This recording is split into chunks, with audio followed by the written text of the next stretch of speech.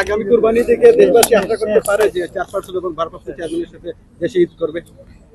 আমরা অত্যন্ত আশাবাদী ইনশাআল্লাহ।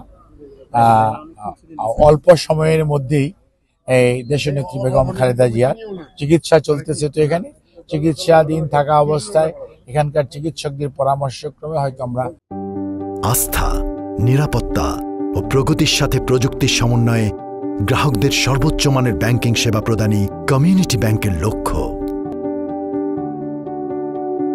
কমিউনিটি ব্যাংক, সবার ব্যাংক। খুব অল্প সময়ের মধ্যেই দেশে ফেরত যাওয়ার একটি পরিবেশ সৃষ্টি হবে।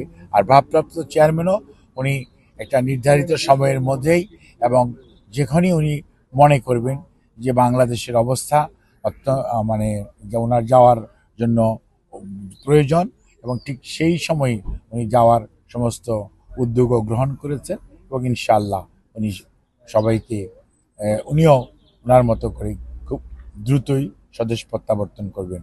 আর আপনি একটি প্রশ্ন করেছিলেন যে বেগম খালেদা জিয়া মামলা থেকে কি প্রত্যাহার করা হয়েছে। না, বেগম খালেদা জিয়ার মামলা অন্তর্বর্তীকালীন সরকার প্রত্যাহার করেছিল, বাট উনি প্রতিটি মামলাতেই কোর্টে উনি আবার ফেস করেছেন এবং সেখান থেকে উনি বেকসুর খালাস পেয়েছেন।